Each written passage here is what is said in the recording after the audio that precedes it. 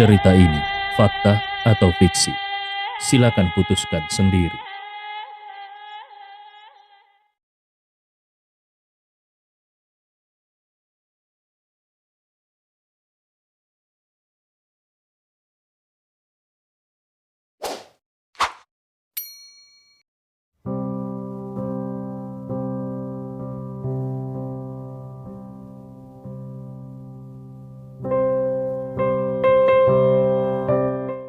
Bab 480 sampai 481. Jiang Jianfeng melangkah maju. Dia menunjuk Jiang Fenghua dan berkata, "Kalau kau bicara omong kosong lagi, aku akan membuatmu tidak berguna." Jiang Fenghua tidak berani lagi berbicara. Dia masih takut pada Jiang Jianfeng.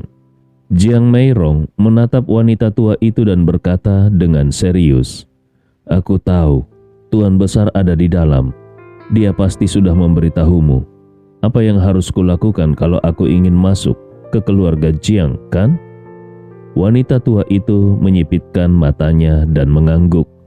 "Kau bisa masuk ke keluarga Jiang, asalkan kau bisa menahan 3 serangan kami. Saat itu, kami tidak akan menghalangimu lagi, karena Tuan Besar sedang menunggumu di dalam."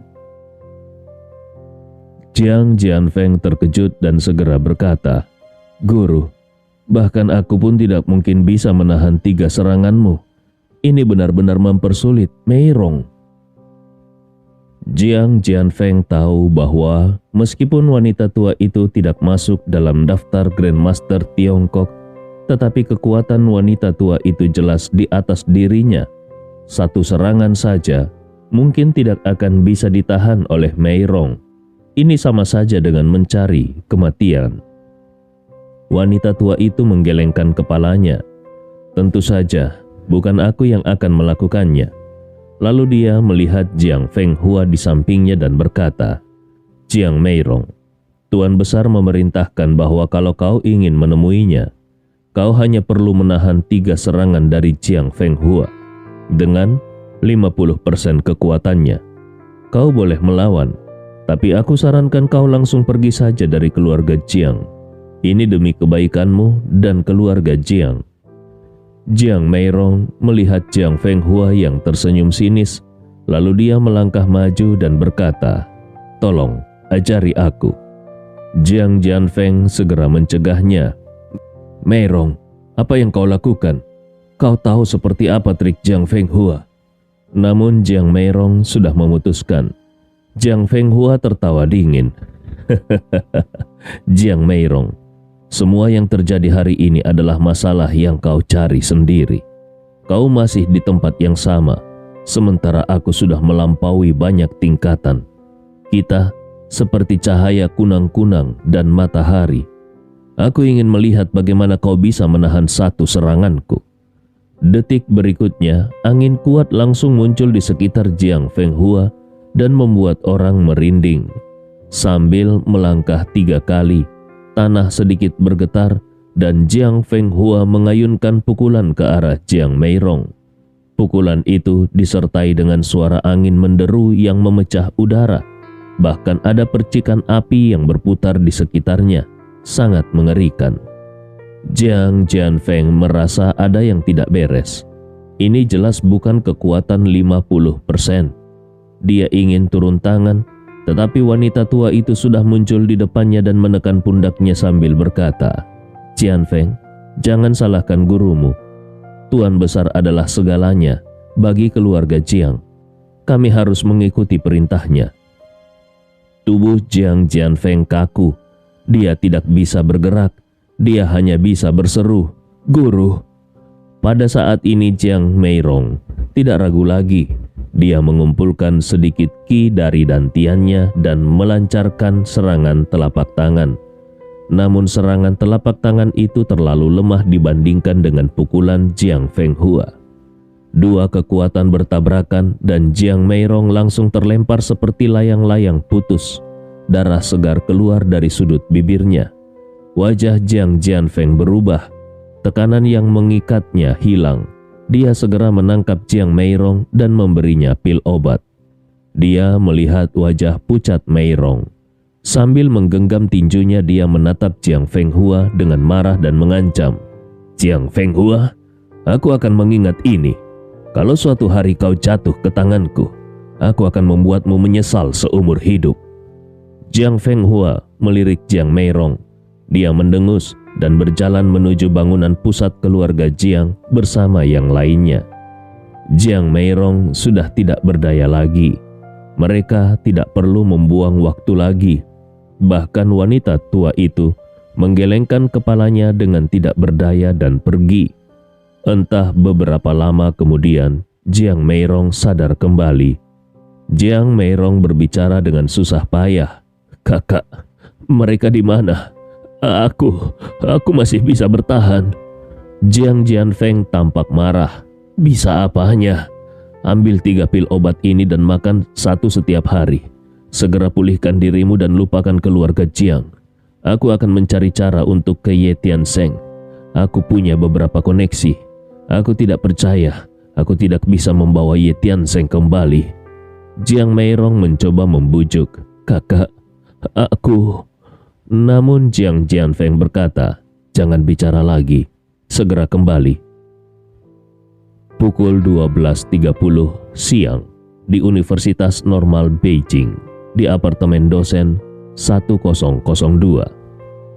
Gustav baru saja membuka pintu dan mencium aroma masakan. Perasaan yang begitu familiar membuatnya terharu. Di tempat di mana ada orang tua, disitulah rumah yang sebenarnya. Namun apartemen dosen ini sekarang terasa kecil. Karena orang tuanya sudah keluar dari penjara hantu, Gustav merasa dia tidak perlu tinggal di sini lagi. Dia sudah meminta Lu Lingfeng mencari lokasi villa di Beijing. Mungkin dalam beberapa hari dia dan ibunya akan pindah. Gustav melihat hidangan panas di atas meja. Matanya berair dan dia mencuri makan sepotong hidangan. Saat itu Jiang Meirong tersenyum dan keluar. Kau sudah sebesar ini, masih seperti anak kecil mencuri makan. Cepat cuci tangan, kita makan bersama. Meskipun wajah Jiang Meirong pucat dan organ dalamnya terasa sakit, namun dia berpura-pura tidak apa-apa. Dia tidak ingin anaknya khawatir. Gustav tersenyum. Bu, mencuri makan itu sangat enak. Aku akan... Saat Gustav mengangkat kepalanya dan melihat Jiang Meirong, dia terdiam. Dia ahli dalam pengobatan. Bagaimana mungkin dia tidak tahu kalau Jiang Meirong terluka dalam? Matanya seketika dipenuhi dengan api amarah, seolah-olah kemarahan yang membara ingin meledak dari tubuhnya. Gustav dengan susah payah menahan amarahnya dan berbicara dengan tegas. Ibu, pagi tadi ibu pergi kemana? Kenapa ibu bisa terluka? Tidak ada yang tahu betapa marahnya dia saat ini. Jiang Meirong tertegun lalu tersenyum. Luka apa? Aku tidak mengerti apa yang kau katakan. Ibu akan mengambil nasi. Hari ini semua masakannya merupakan masakan kesukaanmu. Ibu sudah bertahun-tahun tidak masak. Entah apakah rasa masakan ibu masih enak atau tidak. Setelah itu, Jiang Meirong berbalik hendak mengambil nasi. Gustav segera memegang tangan ibunya dengan lembut dan berkata, Bu, aku sudah bilang, aku bisa ilmu pengobatan. Aku tidak mungkin tidak tahu ibu terluka. Ibu bisa menipu orang lain, tapi tidak bisa menipuku. Jiang Meirong melihat dia tidak bisa berbohong lagi. Lalu dia berkata, Ibu sedang berlatih. Pagi ini ibu tidak sengaja mengalami sedikit kecelakaan. Tidak ada apa-apa, ayo kita makan. Gustav mengepalkan tinjunya dan setelah beberapa detik, dia melepaskan kecemasannya dan mengangguk. Baik, ayo kita makan. Apakah itu luka karena berlatih atau bukan, dia bisa melihatnya. Gustav tidak ingin mempertanyakan ibunya lebih jauh. Dia tidak ingin membuatnya sulit. Dia diam-diam menahan diri dan dengan tenang menemani Jiang Meirong makan. Namun dia akan menyelidiki penyebab luka dalam ibunya. Tidak peduli siapapun, dia akan membuat mereka membayar mahal. Setelah makan siang, dia dan Jiang Meirong berjalan-jalan di Universitas Normal Beijing. Kemudian Jiang Meirong kembali ke kamar untuk istirahat. Sementara itu, Gustav pergi ke balkon dan menelpon Istana Kegelapan dan juga Jiwa Naga. Gustav berbicara dengan tegas. Dalam 5 menit, aku ingin tahu kemana ibuku pergi pagi ini dan siapa yang dia temui. Di ujung telepon yang lain, terdengar jawaban singkat, "Siap." Gustav bersandar di balkon dan menyalakan rokok. Matanya merah, ada aura kuat yang menyebar. Seekor naga darah melingkari tubuhnya. Waktu berlalu dan tepat 3 menit kemudian ada sebuah panggilan masuk. Gustav mengangkat teleponnya dan suara di ujung telepon berkata, dia bertemu dengan Jiang Jianfeng. Tetapi kemana dia pergi belum bisa diketahui. Gustav menutup telepon dan memadamkan rokok di tangannya. Dia sangat tenang, dan ketenangan ini lebih seperti ketenangan sebelum badai. Gustav kembali ke kamar.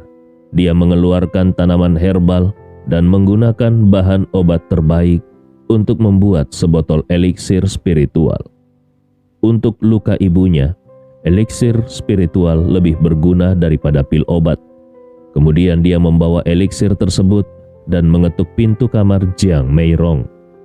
Jiang Meirong membuka pintu dengan bingung. Dia ingin mengatakan sesuatu, tetapi Gustav sudah langsung berkata, "Bu, minum ini nanti agar luka ibu bisa segera sembuh. Oh iya, aku akan pergi sebentar. Mungkin aku akan pulang terlambat, jadi jangan tunggu aku untuk makan malam." Jiang Meirong bertanya, "Gustav, kau mau kemana?"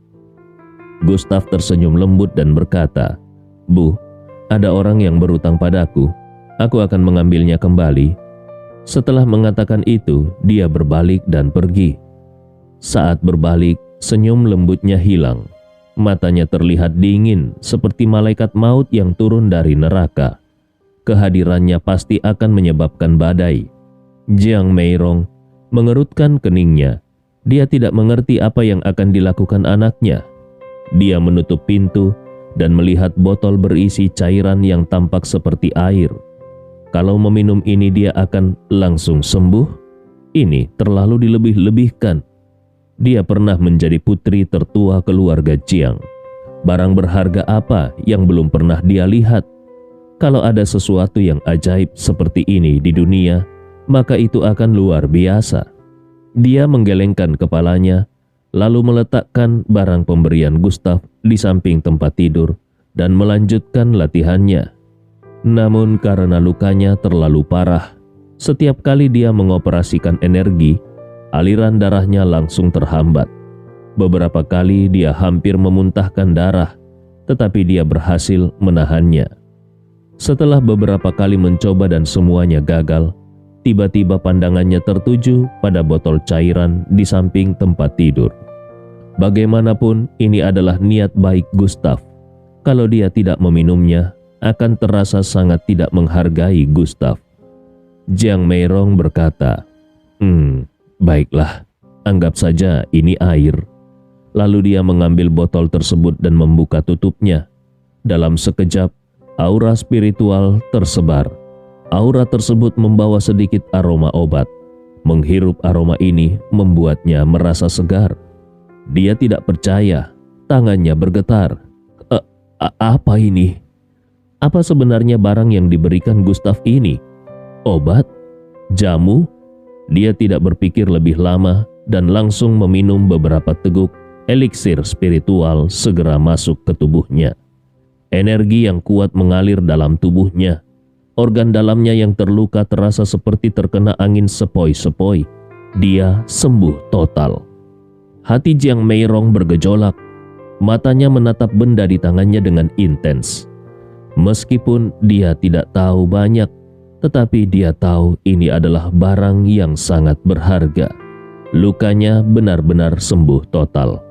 Tidak hanya itu, dia merasa tubuhnya menjadi lebih muda.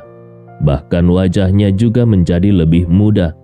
Dia seperti kembali ke 10 tahun yang lalu. Ini sangat menakjubkan. Yang paling penting, bagaimana Gustav bisa mendapatkan barang berharga seperti ini? Saat ini Jiang Meirong benar-benar menyadari kalau dia sudah meremehkan Gustav. Dia bertanya dengan suara lirih, "Gustav, kemana kau pergi selama 5 tahun ini?"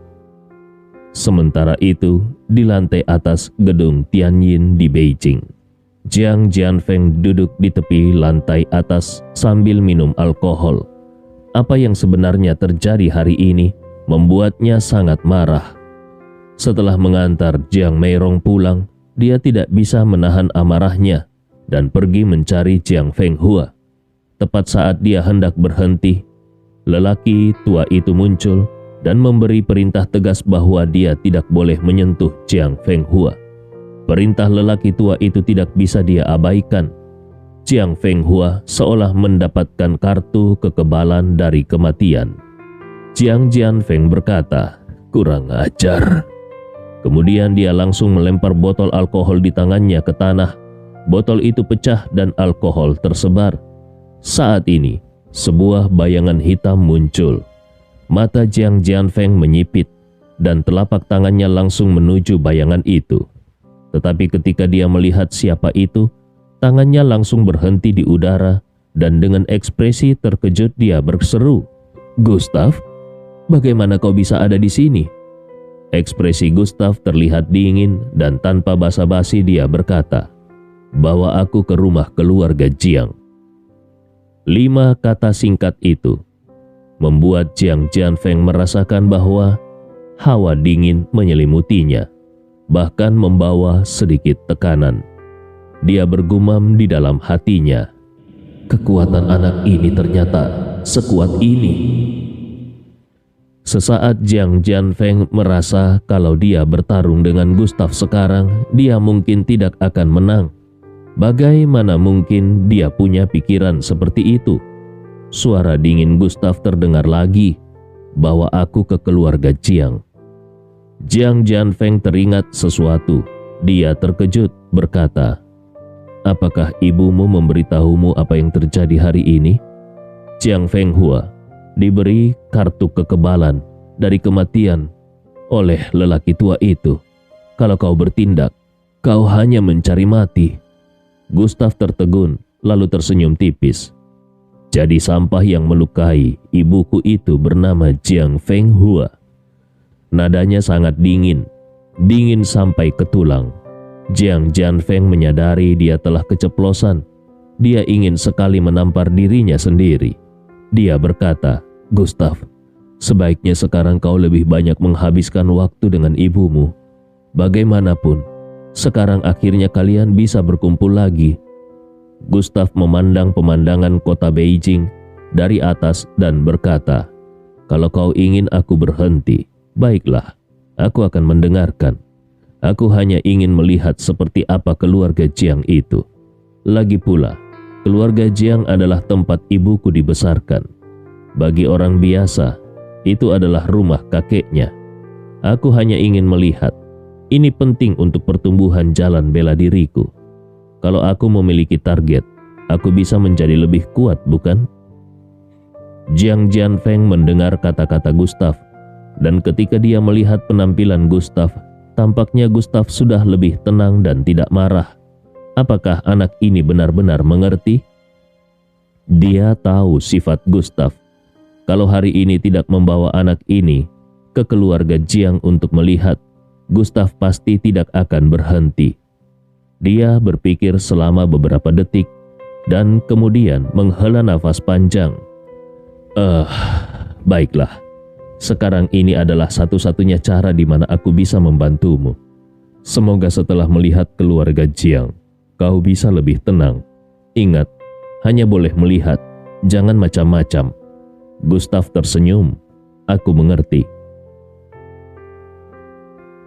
10 menit kemudian, Jiang Jianfeng membawa Gustav ke sebuah daerah pasar yang ramai di Beijing. Di daerah pasar ada sebuah gang yang sangat tenang. Jiang Jianfeng merapal mantra. Dia menyentuh dinding dan sebuah formasi terlihat. Mereka berdua melewati formasi keluarga Jiang dan langsung masuk ke dalam. Jiang Jianfeng menjelaskan kepada Gustav di sampingnya, "Inilah keluarga Jiang. Kau bisa." Tetapi belum selesai dia bicara, wajahnya tiba-tiba berubah. Karena saat ini tubuh Gustav dikelilingi oleh aura membunuh yang bergolak dan matanya merah. Ini adalah tanda-tanda orang yang meledak amarahnya. Di mana ketenangan Gustav yang tadi? Jiang Jianfeng berseru, "Gustav, jangan macam-macam." Baru saja dia selesai bicara, Gustav sudah melangkah maju. Tubuhnya berubah menjadi bayangan dan 5 jarinya mencengkram.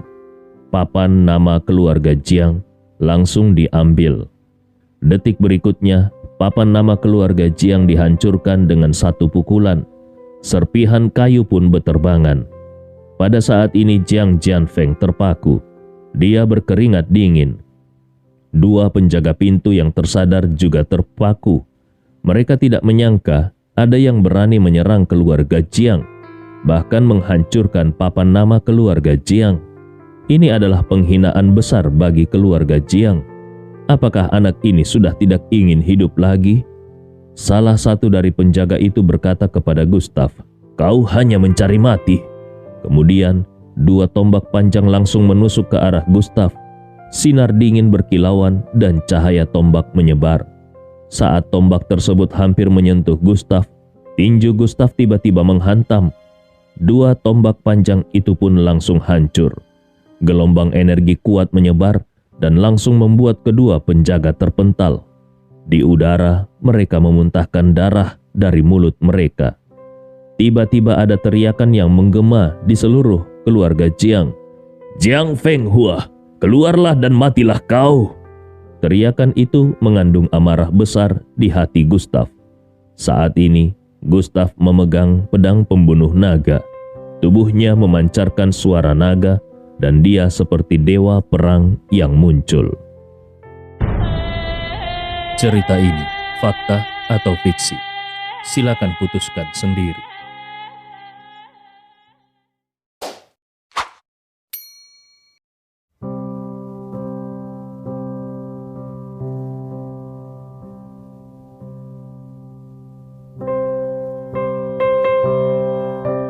Bab 482 sampai 483. Melihat Gustav yang tiba-tiba berteriak seperti itu, raut wajah Jiang Jianfeng langsung berubah drastis. Ini adalah rumah keluarga Jiang.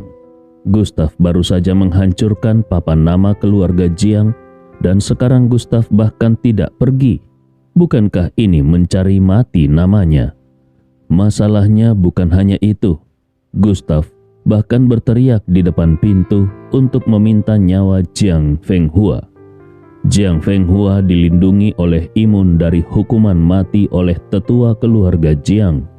Di seluruh Tiongkok, siapa yang berani menyentuh keluarga Jiang? Apakah Gustav ini sudah gila?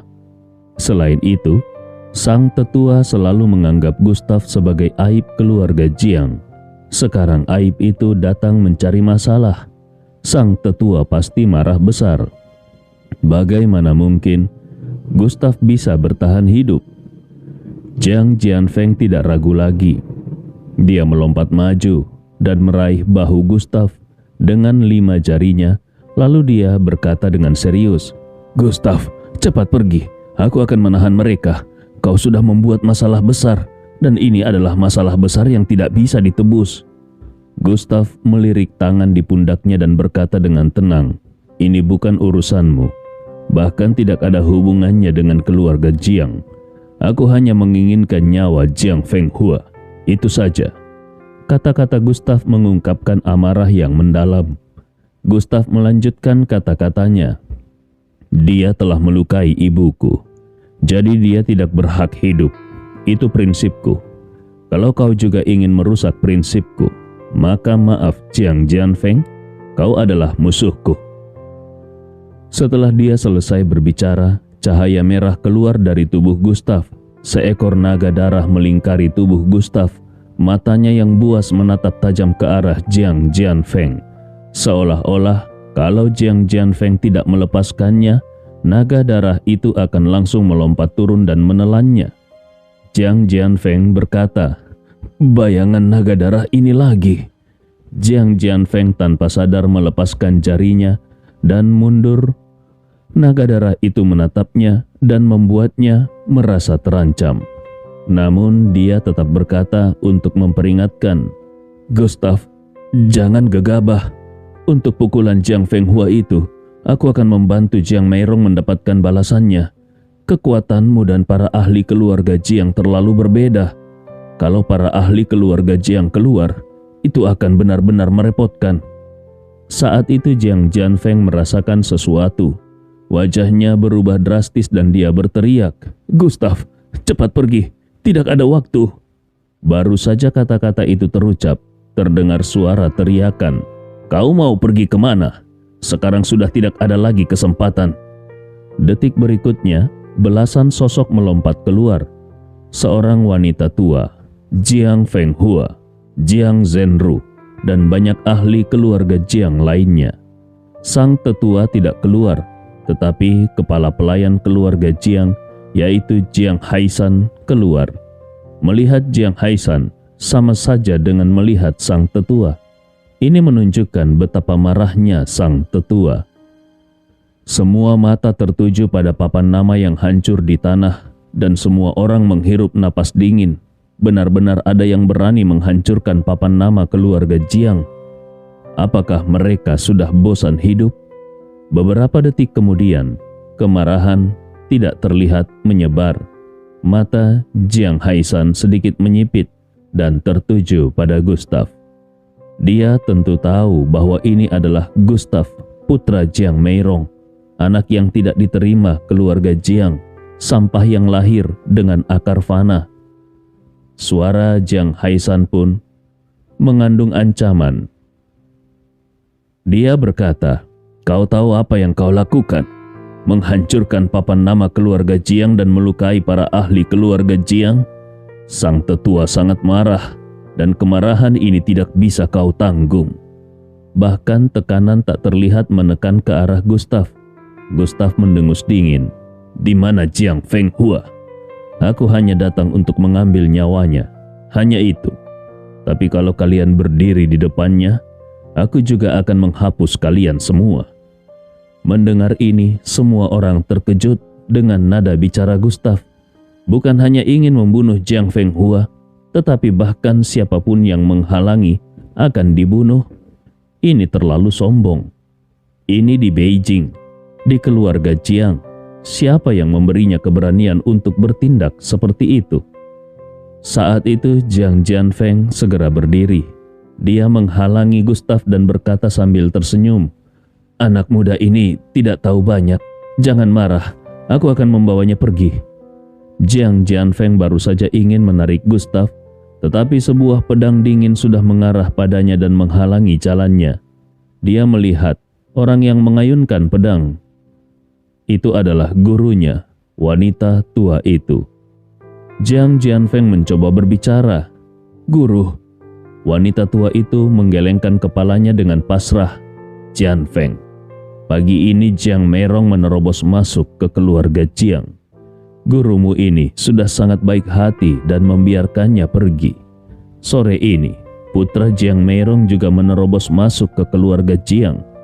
Meskipun aku ingin membiarkannya pergi, tetapi apa yang dia lakukan sudah membuatku tidak bisa baik hati lagi. Bagaimanapun, dia harus memberikan penjelasan kepada keluarga Jiang." Nada suara wanita tua itu sangat tinggi, lebih seperti perintah. Mata Jiang Jianfeng menyipit. Dia melihat ke arah Gustav. Di tangannya juga muncul sebilah pedang panjang. Pedangnya itu mengarah ke wanita tua itu. Dia tidak punya pilihan. Gustav adalah satu-satunya putra Jiang Meirong. Apalagi dia menaruh harapan pada Gustav. Jadi dia tidak boleh membiarkan Gustav jatuh di keluarga Jiang. Apapun yang terjadi saat ini, dia harus melindungi Gustav. Setelah ini, dia akan memohon kepada sang tetua untuk dihukum. Dia akan menerima apapun hukuman keluarga. Tetapi hari ini Gustav tidak boleh celaka. Wanita tua itu dan semua orang sedikit terkejut. Mereka tidak menyangka Jiang Jianfeng akan mengacungkan pedang demi seorang dari luar. Apakah dia sudah gila? Wanita tua itu berkata dengan dingin. Jianfeng, kau tahu apa yang kau lakukan? Jiang Haisan juga berkata, Tuan muda, kau berdiri di pihak yang salah. Jangan membuat kesalahan lagi. Hari ini kau membawa Jiang Meirong ke keluarga Jiang. Sang tetua sudah sangat marah. Kalau kau terus bersikeras, sang tetua tidak akan bisa ditenangkan. Kau pasti tahu sifat sang tetua. Mata Jiang Jianfeng sangat serius. Dia tidak menghiraukan semua orang, melainkan melihat ke arah Gustav dan berkata, Gustav, kau pergi dulu. Aku akan menahan mereka untukmu. Hampir seketika belasan orang membentuk lingkaran mengelilingi Gustav dan berkata, dia tidak bisa pergi. Intensi pedang berkilauan. Kalau Gustav berani bergerak, dia pasti mati. Jiang Jianfeng baru saja ingin mengayunkan pedang untuk membuka jalan bagi Gustav. Namun sebuah tangan panjang memegang pedangnya erat-erat. Suara dingin Gustav terdengar. Paman, kau tidak perlu turun tangan. Aku Gustav Ye akan selalu mengingat kebaikanmu. Tapi hari ini adalah dendam antara aku dan Jiang Fenghua. Tindakan Jiang Jianfeng membuatnya memanggil Jiang Jianfeng dengan sebutan paman. Pasti tadi pagi Jiang Jianfeng juga melindungi ibunya seperti ini. Siapa benar, siapa salah, dia tahu betul. Jiang Jianfeng tertegun mendengar Gustav memanggilnya dengan kata itu. Matanya sedikit bergetar. Dia melihat tangan Gustav yang memegang pedang. Karena memegang dengan kuat, pedang itu melukai telapak tangannya dan sudah mengeluarkan darah. Ini menunjukkan tekad Gustav. Dia ragu selama 3 detik, tetapi akhirnya tetap menarik pedang dan mundur ke belakang sambil berkata, baiklah, kalau kau tidak bisa menahannya, aku akan turun tangan. Jiang Jianfeng mempercayakan semuanya pada Gustav. Dia melihat kepercayaan diri yang kuat dari Gustav. Dia juga teringat naga darah yang melayang di langit. Jadi dia bersedia mempercayai Gustav sekali. Di pintu gerbang keluarga Jiang, hanya tersisa Gustav seorang diri. Kesepian terasa dan menyelimuti. Satu orang menghalangi ribuan orang. Gustav menatap semua orang. Suaranya dingin seperti es. Siapa yang bernama Jiang Fenghua? Seorang ahli keluarga Jiang tidak bisa menahan diri untuk tertawa. Kau seorang anak haram, benar-benar menganggap dirimu penting? Kalau bukan karena kau dan ayahmu yang tidak berguna itu, bagaimana mungkin masalah ini bisa terjadi? Anak haram? Gustav tertawa, tetapi tawa dan senyumnya tidak mengandung sedikit pun kehangatan. Detik berikutnya dia berubah menjadi bayangan, terlalu cepat sehingga semua orang tidak bisa bereaksi. Kesenjangan antara alam kopling dengan alam aerodinamis bagaikan langit dan bumi, sedangkan keputusan tubuh ilusi Changlong hanya menunjukkan kekuatannya setelah mencapai alam kopling. Semua orang merasa ada angin kencang menyapu. Ketika mereka merasakan ada yang tidak beres, Gustav sudah muncul di depan ahli keluarga Jiang yang berbicara tadi. 5 jarinya seolah merobek udara dan mencengkram leher orang itu. Gustav berkata, naga memiliki sisik terbalik. Menyentuhnya berarti mati, dan kau pantas mati. Mata orang itu terbelalak. Kekuatan di sekujur tubuhnya bergejolak. Dia baru hendak bergerak, tetapi sudah terlambat. Kemarahan Gustav meledak. Leher orang itu langsung patah. Darah memancar dan begitu mengerikan. Sebuah mayat dilemparkan begitu saja di depan Jiang Haisan dan perempuan tua itu. Ini adalah tantangan yang sangat terang-terangan. Siapa sangka Gustav masih bisa bertindak seperti ini meski kalah jumlah, bahkan dengan mudah membunuh 1 orang. Di kejauhan, mata Jiang Jianfeng terbelalak bagaikan patung. Apakah ini adalah Gustav yang dia temui waktu itu? Kekuatannya begitu luar biasa. Bahkan dia pun tidak mungkin dengan mudah membunuh orang di bawah tatapan begitu banyak ahli. Pertumbuhan bocah ini terlalu cepat. Jiang Jianfeng benar-benar ketakutan. Bocah ini baru berusia 20-an. Di seluruh Cina, siapa pemuda seusianya yang berani bertindak seperti ini? Mata Jiang Haisan dan perempuan tua itu menyipit. Mereka langsung mengenali keganjilan langkah Gustav. Yang penting, langkah ini pasti didukung oleh kekuatan. Suara Gustav yang haus darah kembali bergema. Kutanya sekali lagi, siapa Jiang Fenghua? Kalau kalian tidak memberiku jawaban, semua orang akan mati. Mata Gustav bersinar merah. Meskipun Jiang Haisan dan perempuan tua itu membuatnya merasa sedikit terancam, tetapi dia tidak takut. Kalaupun dia tidak bisa melawan, dia akan menggunakan kekuatan orang kuat yang luar biasa itu.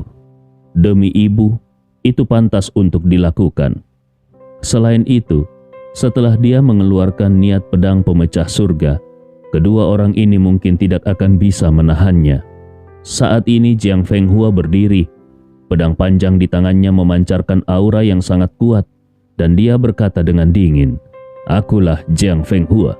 Apa yang bisa kau lakukan padaku?" Sepertinya kata anak haram menyentuh hatimu yang lemah.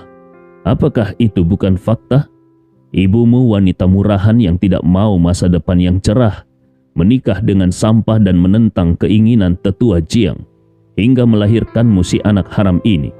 Bahkan kalaupun kau masuk dunia seni bela diri, lalu kenapa? Kalian sekeluarga hanya akan menjadi bahan tertawaan di dunia seni bela diri. Ini tidak akan mengubah fakta bahwa kau adalah sampah. Darah di tubuhmu sudah mencemarkan keluarga Jiang.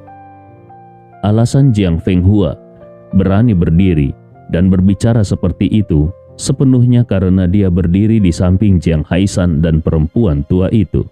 Selama Gustav bergerak, kepalanya pasti jatuh. Jadi apalagi yang dia takutkan? Selain itu, dia yakin bocah ini akan mati. Menghancurkan plakat keluarga Jiang dan membunuh orang dari keluarga Jiang adalah dosa yang tak terampuni. Jiang Jianfeng juga tidak bisa menyelamatkannya. Mata dingin Gustav tertuju pada Jiang Fenghua. Matanya dipenuhi dengan haus darah dan pembunuhan. Dia bagaikan serigala lapar yang mengamuk sampai puncaknya. Dia berjalan selangkah demi selangkah menuju Jiang Fenghua sambil berkata, "Berlututlah dan potong tanganmu yang menyentuh ibuku sendiri. Aku akan memberimu tubuh yang utuh. Kalau tidak, kau tidak akan punya tubuh yang utuh." Jiang Fenghua seolah mendengar lelucon paling lucu. Dengan sombong dia mengangkat tangan kanannya. "Sayang sekali, seharusnya aku menggunakan 10% kekuatanku. Mungkin bisa langsung membuat ibumu cacat." Gustav tidak berbicara lagi. Dengan marah dia melangkah maju dan membawa amarah yang meluap, lalu berubah menjadi anak panah yang terlepas menuju Jiang Fenghua. Gelombang udara yang menakutkan meledak dalam sekejap. Belasan ahli keluarga Jiang langsung menghalangi Jiang Fenghua dan berkata, "Bocah, kau hanya cari mati." Suasana di tempat kejadian sangat mencekam. Seiring suara yang jatuh itu, udara seolah membeku. Gustav memandang orang-orang ini dengan mata dingin. Gelombang ki yang menakutkan langsung meledak, dan sebuah telapak tangan pembakar langit tiba-tiba terbentuk. Dalam sekejap, angin kencang berhembus, dan di udara terdengar dentuman seperti guntur yang menggelegar. Telapak tangan ini tanpa ampun menyapu dan menggulung gelombang udara. Sekeliling Gustav dengan diselimuti api. Melangkah ke alam kopling ditambah dengan teknik tempur yang ditinggalkan oleh orang kuat kuno sudah cukup untuk menghancurkan. Saat ini Gustav diselimuti oleh api. Aura kuatnya membuat semua orang merasa berdebar. Gelombang udara bergulung, semuanya seperti substansi nyata. Seiring Gustav mengeluarkan telapak tangan ini, dunia akan berhenti. Pada saat ini, Gustav seolah menjadi pusat dari seluruh dunia. Para ahli keluarga Jiang hanya bisa terperangah melihat telapak tangan yang mengerikan ini. Kekuatan yang terkandung dalam telapak tangan ini membuat hati semua orang berdebar. Kekuatan ini begitu mendominasi. bagaimana mereka bisa menahannya? Mereka bahkan tidak punya kesempatan untuk menghindar. Belasan orang terlempar dan beberapa orang bahkan langsung muntah darah. Gelombang udara yang kuat mematahkan tulang rusuk, tangan, dan kaki mereka. Bahkan api muncul entah dari mana. Melihat pemandangan ini, Jiang Fenghua juga ketakutan. Bagaimana si anak haram ini bisa memiliki kekuatan yang begitu menakutkan? Serangan mendadak ini seperti palu besar yang menghantam jantungnya hingga hampir hancur berantakan. Dengan refleks, dia bahkan mundur beberapa langkah, lalu bersembunyi di belakang Jiang Haisan dan perempuan tua itu. Dia berkata, "Cepat, bunuh si anak haram ini." Jiang Haisan dan perempuan tua itu saling memandang. Mata mereka tertuju pada Gustav, dan salah satu dari mereka berkata, "Anak muda, jangan keras kepala, berhenti sekarang juga." Gustav melesat ke depan dan berseru, "Minggir kalian!" Dia langsung mengincar Jiang Fenghua. Ketika Jiang Haisan dan perempuan tua itu melihat ini, mereka tidak bisa lagi duduk diam dan segera bertindak. Dua telapak tangan membawa gelombang udara langsung menyerang. Tidak hanya itu, bahkan ada dua tekanan kuat seperti gunung yang menekan Gustav. Gustav tertawa dingin. Kekuatan di sekujur tubuh terkumpul di satu titik. Kemudian, kedua kepalan tangannya meledak dan dalam sekejap langsung menghantam tekanan itu. Dengan bunyi yang keras, tekanan itu pun lenyap, seolah ada guntur yang menggelegar. Pada saat yang sama, kedua pukulan itu tetap tidak berhenti. Ki sejati berbentuk tinju menembakkan cahaya dingin dan langsung berbenturan dengan dua telapak tangan itu. Tinju dan telapak tangan saling beradu. Tiba-tiba, seluruh tanah bergetar hebat. Gelombang udara nyata meledak ke segala arah dan Gustav mundur beberapa langkah. Namun detik berikutnya, tubuhnya melesat lagi. Dia tidak berniat bertarung. Membunuh Jiang Fenghua adalah kuncinya. Dalam hal kekuatan, dia tidak bisa melawan kedua ahli puncak keluarga Jiang ini.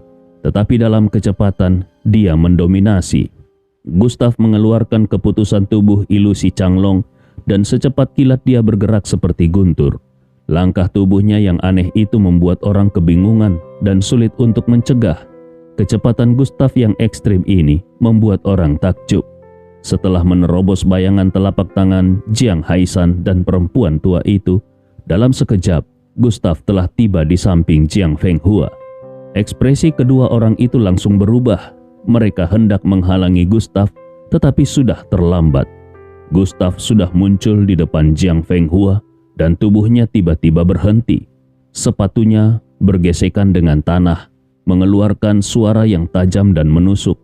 Pada saat ini, aura Gustav masih meningkat hingga puncak. Di mata semua orang yang terkejut, Gustav meraih dan langsung mencengkram pergelangan tangan Jiang Fenghua. Kekuatannya meledak. Suara naga menderu. Lengan Jiang Fenghua langsung hancur menjadi kabut darah. Gustav berkata, "Jiang Fenghua, aku Gustav Ye, mengambil tanganmu." Jiang Fenghua terbelalak melihat lengannya hancur. Dia ingin melawan, tetapi dia terkejut ketika menemukan seolah ada naga darah yang melilitnya. Cerita ini fakta atau fiksi? Silakan putuskan sendiri. Cerita ini fakta atau fiksi? Silakan putuskan sendiri.